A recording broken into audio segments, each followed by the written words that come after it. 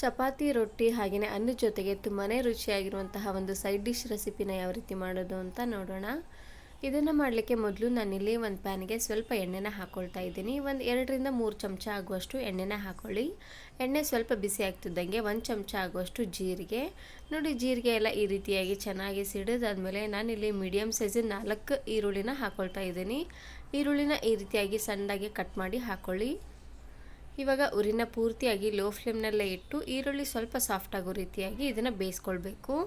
ಈರುಳ್ಳಿನ ಸ್ವಲ್ಪ ಜಾಸ್ತಿ ಅನ್ನೋಂಗೆ ಹಾಕ್ಕೊಳ್ಳಿ, ಟೇಸ್ಟ್ ಅಂತೂ ತುಂಬಾ ಚೆನ್ನಾಗಿರುತ್ತೆ. ನೋಡಿ, ಈರುಳ್ಳಿ ಈ ರೀತಿಯಾಗಿ ಸ್ವಲ್ಪ ಸಾಫ್ಟ್ ಆಗ್ತಿದ್ದಂಗೆ ಇದಕ್ಕೆ ನಾನಿಲ್ಲಿ ಉಳಿದಿರುವಂತಹ ಪದಾರ್ಥನ ಹಾಕ್ಕೊಳ್ತಾ ಇದ್ದೀನಿ.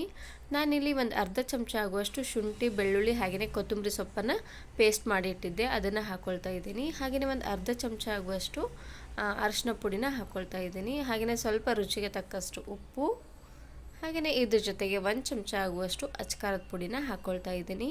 ಎಲ್ಲವನ್ನು ಹಾಕ್ಕೊಂಡಾದ್ಮೇಲೆ ಚೆನ್ನಾಗಿ ಇದನ್ನು ಮಿಕ್ಸ್ ಮಾಡ್ಕೊಂಡು ತಗೊಳ್ಬೇಕು. ನಾನಿಲ್ಲಿ ಒಂದು ಹೊತ್ತಿಗೆ ಇಬ್ಬರಿಗೆ ಆಗುವಷ್ಟು ಮಾಡಿ ತೋರಿಸ್ತಾ ಇದ್ದೀನಿ. ನೀವು ಸ್ವಲ್ಪ ಜಾಸ್ತಿ ಜನ ಇದ್ದರೆ ಎಲ್ಲ ಇಂಗ್ರೀಡಿಯೆಂಟ್ಸನ್ನು ಸ್ವಲ್ಪ ಜಾಸ್ತಿ ಅನ್ನೋಂಗೆ ಹಾಕ್ಕೊಂಡು ಮಾಡ್ಕೊಳ್ಳಿ. ನೋಡಿ, ಈ ರೀತಿಯಾಗಿ ಚೆನ್ನಾಗಿ ಇದನ್ನು ಮಿಕ್ಸ್ ಮಾಡಿದಾದ್ಮೇಲೆ ಲಾಸ್ಟಲ್ಲಿ ನಾನಿವಾಗ ಒಂದು ಟೊಮೆಟೊನ ಹಾಕ್ಕೊಳ್ತಾ ಇದ್ದೀನಿ. ಟೊಮೆಟೊನ ಹಾಕ್ಕೊಂಡು ಚೆನ್ನಾಗಿ ಇದನ್ನು ಮಿಕ್ಸ್ ಮಾಡಿಕೊಂಡು ಇವಾಗ ಉರಿನ ಪೂರ್ತಿಯಾಗಿ ಲೋ ಫ್ಲೇಮ್ನಲ್ಲೇ ಇಟ್ಟು ಟೊಮೆಟೊ ಪೂರ್ತಿಯಾಗಿ ಸಾಫ್ಟ್ ಆಗೋವರೆಗೂ ಇದನ್ನು ಬೇಯಿಸ್ಕೊಳ್ಬೇಕು.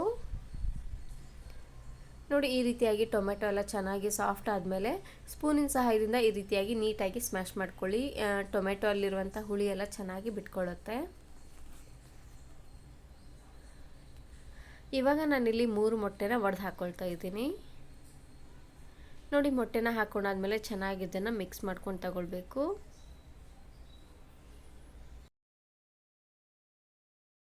ಮೊಟ್ಟೆ ಪಲ್ಯ ಮಾಡಲಿಕ್ಕೆ ಸಾಮಾನ್ಯವಾಗಿ ಟೊಮೆಟೊನ ಹಾಕೋದಿಲ್ಲ. ಒಂದು ಸಾರ್ತಿ ಈ ರೀತಿಯಾಗಿ ಟೊಮೆಟೊನ ಹಾಕಿ ಮಾಡಿ ತುಂಬಾ ಚೆನ್ನಾಗಿರುತ್ತೆ, ಹುಳಿ ಹುಳಿಯಾಗಿ.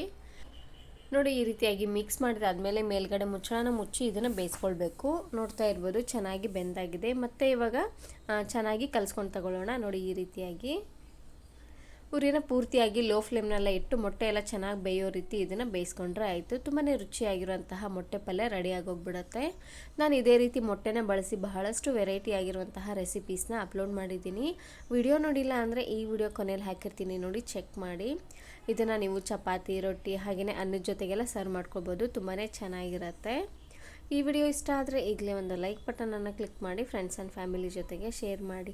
ಹಾಗೆಯೇ ಮತ್ತಷ್ಟು ಹೊಸ ರೆಸಿಪಿಗಾಗಿ ವರ್ಣಿಕಾ ಅಡುಗೆ ಮನೆ ಯೂಟ್ಯೂಬ್ ಚಾನಲನ್ನು ಸಬ್ಸ್ಕ್ರೈಬ್ ಮಾಡ್ಕೊಳ್ಳಿ. Thank you. Thanks for watching.